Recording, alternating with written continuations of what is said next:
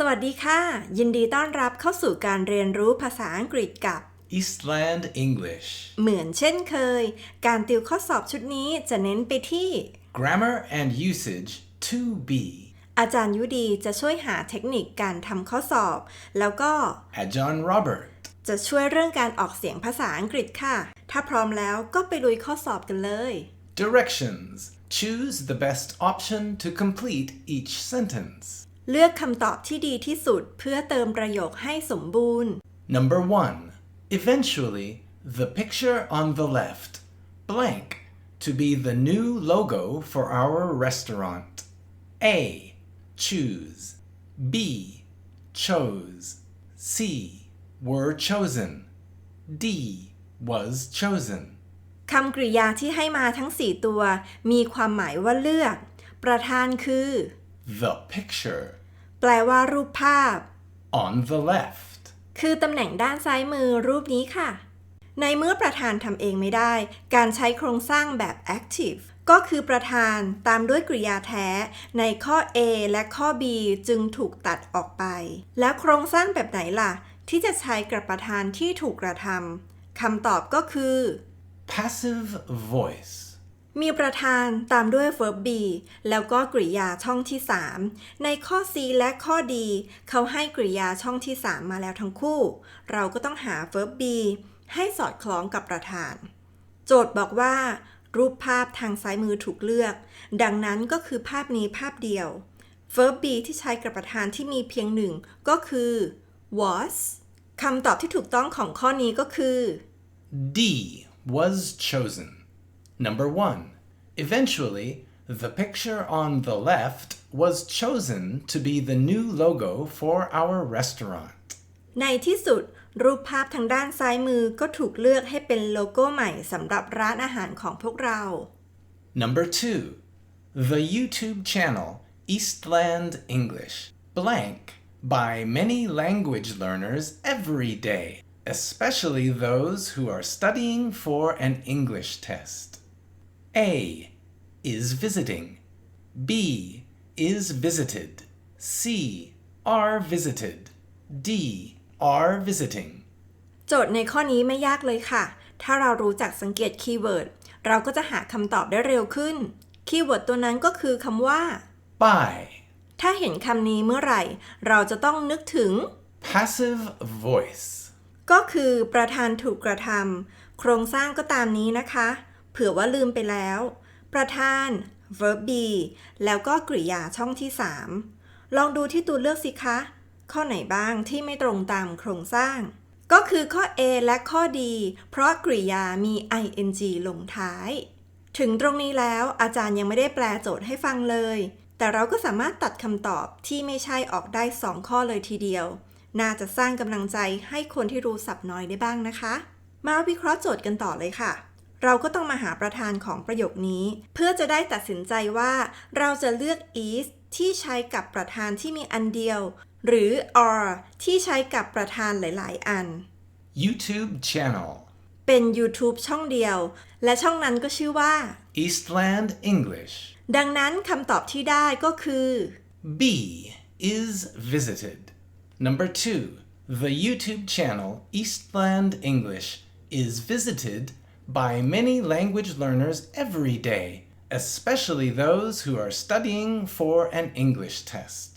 แปลได้ว่า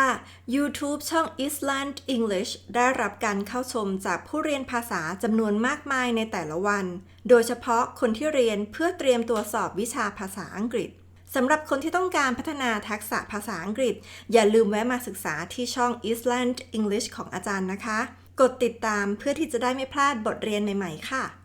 Number 3. This company blank only classic furniture. Now they want to add some modern products. A. Design. B. Used to design. C. Did not used to design. D. Did not used to design. ก่อนไปอ่านที่โจทย์มาดูที่ตัวเลือกว่าเป็นคำประเภทไหนทั้ง4ตัวเลือกเป็นกริยาหมดเลยดังนั้นเราต้องไปหาประธาน จะได้คำว่า This company แปลว่าบริษัทนี้เรานับเป็นหนึ่งกริยาที่ใช้ไม่ได้เราตัดออกได้เลยก็คือข้อ A เพราะว่า design ตัวนี้จะใช้กับประธานที่มีมากกว่าหนึ่งตัวเลือกที่เหลือก็จะเกี่ยวกับการใช้ used to, คำนี้แปลว่าเคยแล้ว used to ใช้ยังไงล่ะคำนี้จะต้องตามด้วยกริยาช่องที่หนึ่งแต่ถ้าใช้ในรูปปฏิเสธ did not used to หมายถึงไม่เคยต้องระวังนะคะว่า use ตัวนี้จะไม่เติมดีเพราะว่าเราผัน did เป็นกริยาช่องที่2แล้วตามกฎข้อนี้ข้อดีจึงไม่ถูกต้องข้อ B เคยออกแบบกับข้อ C ไม่เคยออกแบบ grammar ถูกต้องทั้งคู่เราก็ต้องมาหาคีย์เวิร์ดในโจทย์ now, ในประโยคที่2บ่งบอกว่าตอนนี้ปัจจุบันนี้ต่อมาเราจะเห็นคำบอกลักษณะในเชิงเปรียบเทียบของยุคสมัยคือคำว่า classic, ในที่นี้ classic furniture ก็คือ furniture เหมือนภาพทางด้านซ้ายมือ modern, แปลว่าทันสมัยก็ประมาณภาพทางด้านขวามือนะคะในประโยคที่2บอกว่าพวกเขาต้องการเพิ่มสินค้าที่มีความทันสมัยซึ่งพอเปรียบเทียบกับประโยคที่1ทำให้เรารู้ว่าบริษัทนี้เคยออกแบบสินค้าแบบคลาสสิกมาก่อนคำตอบที่ถูกต้องก็คือ B, used to design. Number 3, this company used to design only classic furniture. Now, they want to add some modern products. แปลรวมๆได้ว่าบริษัทนี้เคยออกแบบเฟอร์นิเจอร์แบบคลาสสิกมาก่อนแต่ตอนนี้เขาอยากจะเพิ่มสินค้าให้มีความทันสมัยมากขึ้น Number 4, the students said, playing games is our favorite activity after an exam. Reported speech. Blank after an exam. A. The students said that playing games was their favorite activity. B. The students said that playing games was our favorite activity. C. The students said that playing games were our favorite activity. D. The students said that playing games were their favorite activity. มาดูกันก่อนเลยนะคะว่าคำนี้หมายถึงอะไร Reported speech. ก็คือการนำคำพูดของคนอื่นมาพูดอีกครั้งหนึ่งอย่างเช่นนักข่าวไปสัมภาษณ์ใครมาแล้วก็นำคำพูดเหล่านั้นมานำเสนอหรือเวลาที่เพื่อนเราขาดเรียนเราก็จะไปบอกเพื่อนว่าวันนี้อาจารย์สอนอะไรไปบ้างการทำข้อสอบแบบนี้เราก็แค่เปลี่ยนกริยาที่เขาให้มาให้ย้อนกลับไปอีก1 tense เท่านั้นเองค่ะในที่นี้เราต้องมารายงานว่านักเรียนเหล่านั้นพูดว่าอะไรกริยาในเครื่องหมายคำพูดก็คือ Is. ซึ่งเป็น Present simple. ตามหลังประธาน Playing games. คือการเล่นเกมเรานับเป็น1เปลี่ยนย้อนกลับไปอีก1 tense ให้เป็น past simple หน้าที่ของเราก็คือต้องเปลี่ยน verb is ให้เป็น past simple เราก็จะได้ Was. ดังนั้นข้อ C กับข้อ D ตัดออกได้เลยเพราะ were จะใช้กับประธานที่มีมากกว่า1กลับมาดูที่โจทย์คำว่า Our. แปลว่าของพวกเราข้อความในเครื่องหมายคำพูดนั้นพูดโดยนักเรียนเหล่านั้นเองพอเราจะส่งข้อความนี้ต่อให้คนอื่นต้องเปลี่ยนจากของพวกเรา our เป็นของพวกเขา Their. ข้อ A จึงเป็นข้อที่ถูกต้องค่ะ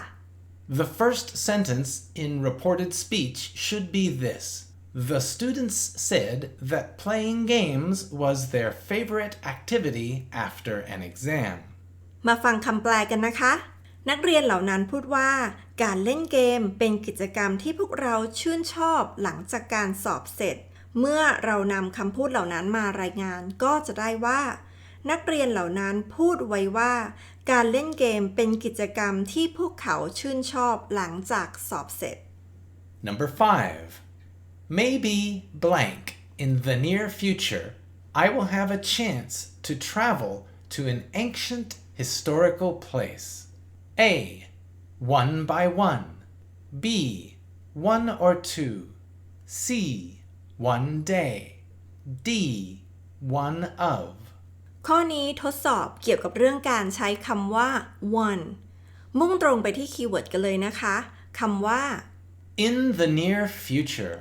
บ่งบอกถึงอนาคต ส่วนคำว่า in เป็นคำบุพบท ถ้ามีวลีที่ตามหลังคำบุพบท เราจะเรียกว่า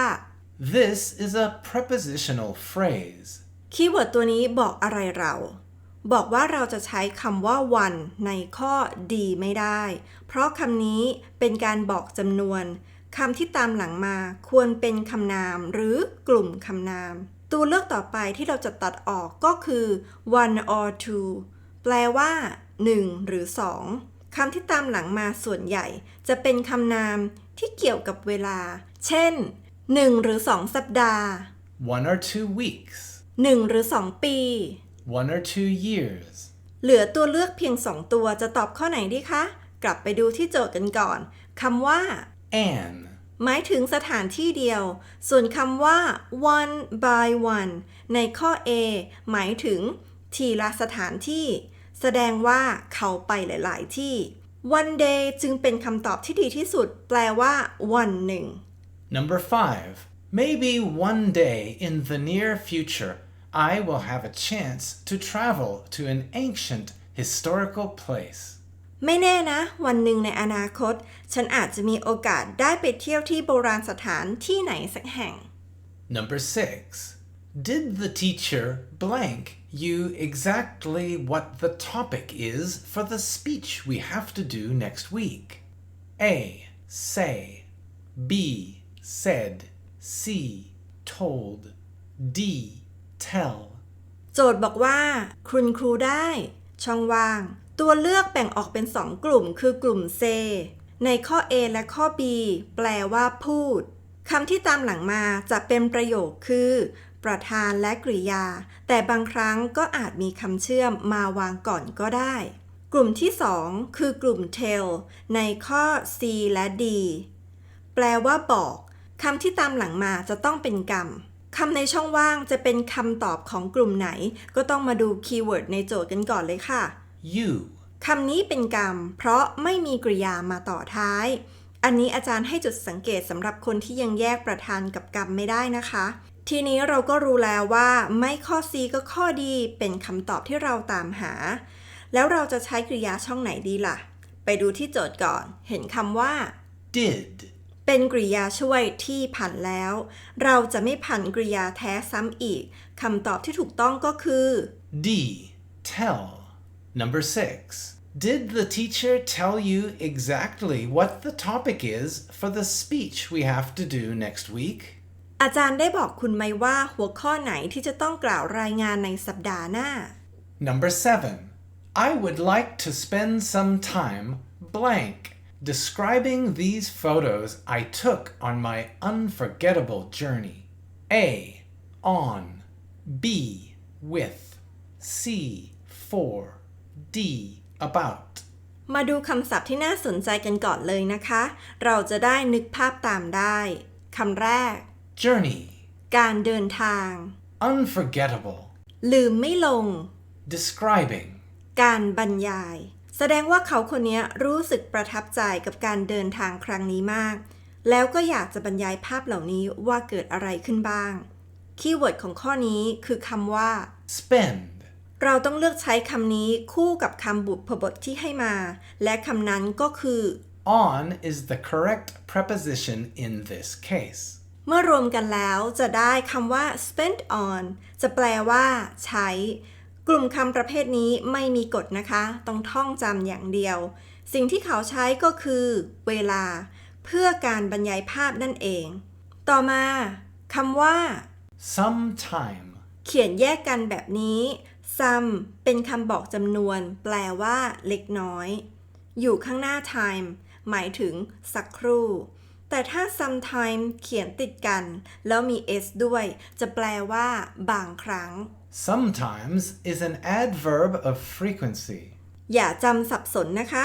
ประโยคที่ถูกต้องของข้อนี้ก็คือ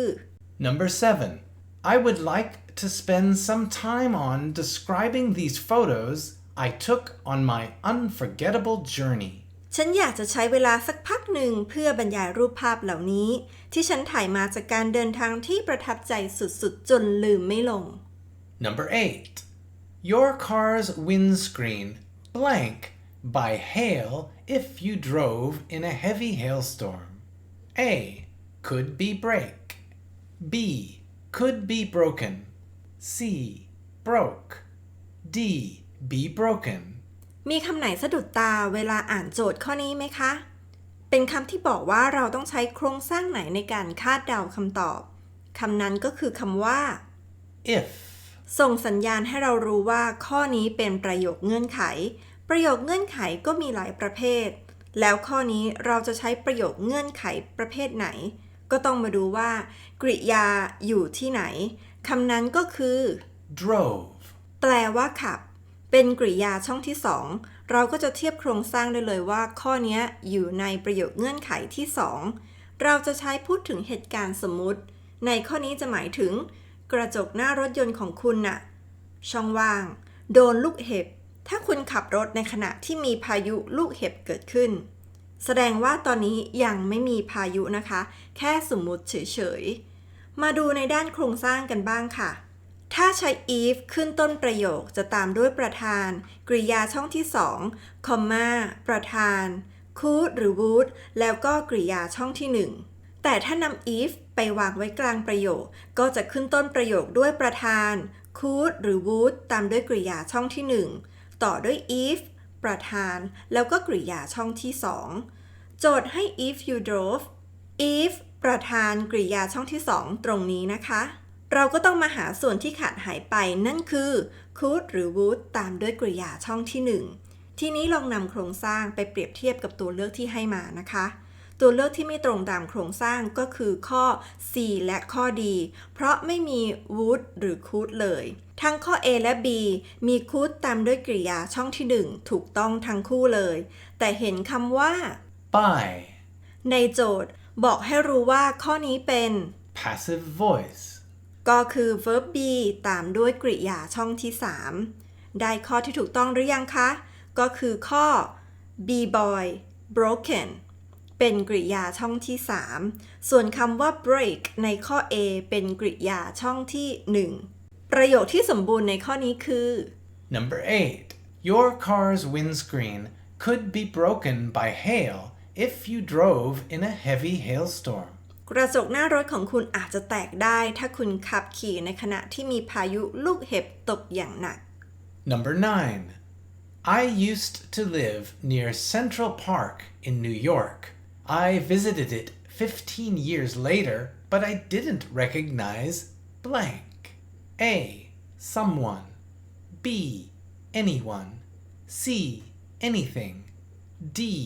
Nowhere. ตัวเลือกทั้ง 4 ตัวเรียกว่า Indefinite pronouns. ก็คือสรรพนามที่ไม่เฉพาะเจาะจงแปลว่าอะไรบ้างมาดูกันเลยค่ะ Someone. ใครสักคน Anyone. คนไหนก็ได้ Anything. อันไหนก็ได้ Nowhere. ไม่มีที่ไหนเลยโจทย์บอกว่าฉันเคยอาศัยอยู่ Used to live. ใกล้ๆกับสวนสาธารณะ Central Park. ในเมืองนิวยอร์ก15 ปีต่อมาเขาได้กลับไปที่นั่นอีกครั้งหนึ่งแต่ว่าครั้งเนี้ยเขาจำอะไรไม่ได้เลยมาเริ่มกันที่คีย์เวิร์ดในโจทย์นะคะคำว่า Didn't. เป็นรูปปฏิเสธแล้วเราจะไม่ใช้ซ้อนกับคำอื่นที่เป็นปฏิเสธอีกคำนั้นก็คือคำว่า nowhere ไม่มีที่ไหนเลยอีกหนึ่งข้อที่ตัดได้ก็คือข้อ A เพราะเราจะใช้ didn't กับคำว่า any แล้วเราจะตอบว่า anyone หรือ anything ดีล่ะก็ต้องมาดูที่ความหมายลองจินตนาการถึง Central Park. ซึ่งเป็นสวนสาธารณะที่ใหญ่มากๆ15 ปีผ่านไปสิ่งที่เราจำไม่ได้ Didn't recognize. ก็อาจจะเป็นต้นไม้หรือสิ่งปลูกสร้างใหม่ๆดังนั้นสรรพนามที่ใช้แทนสิ่งของที่ไม่เฉพาะเจาะจงว่าอันไหนก็คือ anything เป็นคำตอบที่ดีที่สุดในข้อนี้ส่วนคำว่า anyone ใช้กับสวนสาธารณะก็ดูไม่ค่อยจะสมเหตุสมผลเพราะเราไม่รู้จักคนเหล่านั้นมาก่อนเลยถ้าจะใช้คำนี้ควรใช้กับเหตุการณ์ที่เรากลับมาเยี่ยมที่ทำงานเก่าเ พื่อนร่วมงานที่เราเคยรู้จักแล้วก็จำใครไม่ได้เลยเพราะพวกเขาก็อาจจะไปทำงานที่ใหม่กันหมดแล้วประโยคในข้อนี้อ่านได้ว่า I used to live near Central Park in New York. I visited it 15 years later, but I didn't recognize anything. ฉันเคยอาศัยอยู่ใกล้ๆกับ Central Park ในเมืองนิวยอร์ก 15 ปีต่อมาฉันได้กลับมาที่นี่อีกครั้งแต่ทุกอย่างเปลี่ยนไปหมดแล้วฉันจำอะไรแทบไม่ได้เลยมาถึงข้อสุดท้ายของข้อสอบชุดนี้ตอบถูกกันไปกี่ข้อแล้วคะ Number 10. Last year, a team of researchers blank on the problem of how chimpanzees could survive with fewer trees. A. Started to work. B. Start working. C. Start worked. D. Start to working. ก่อนจะมาหาคำตอบลองมาดูว่าการใช้คำว่า start ซึ่งแปลว่าเริ่มมีอะไรมาต่อท้ายได้บ้างตามด้วย to แล้วก็กริยาช่องที่ 1ตามด้วยกริยาที่เติม ing แล้วก็ตามด้วยกลุ่มคำนามดูจากกฎของการใช้คำว่า start เราสามารถตัดข้อ c ออกได้เพราะ worked เป็นกริยาช่องที่ 2แล้วก็ข้อดีเพราะ working ที่ตามหลัง to ไม่ใช่กริยาช่องที่ 1เหลือข้อ A กับ B ซึ่งถูกกดทั้งคู่จะตอบข้อไหนดีล่ะมาดูคำระบุเวลาที่โจทย์ให้มา Last year. แปลว่าปีที่แล้วบ่งบอกถึงเหตุการณ์ในอดีตดังนั้นกริยาคำว่า start ต้องใช้เป็นกริยาช่องที่ 2โดยการเติม ed ข้อนี้จึงเป็นคำตอบที่ถูกต้อง Number 10. Last year, a team of researchers started to work on the problem of how chimpanzees could survive with fewer trees. เมื่อปีที่แล้วทีมนักวิจัยได้เริ่มทำงานเกี่ยวกับการแก้ปัญหาในการอยู่รอดของชิมแปนซีในสภาพที่ผืนป่าถูกทำลายจนแทบไม่เหลือต้นไม้เลยจบลงไปแล้วสำหรับการติวข้อสอบภาษาอังกฤษหวังว่าผู้เรียนจะนำเทคนิควิธีการคิดที่อาจารย์ให้ไปปรับใช้และทำคะแนนได้เหมือนที่ตั้งใจเอาไว้นะคะ Thanks for spending time with us at Eastland English. Please support us by subscribing to our channel, leaving a like, and commenting under our videos. And when you subscribe to Eastland English, don't forget to click the bell.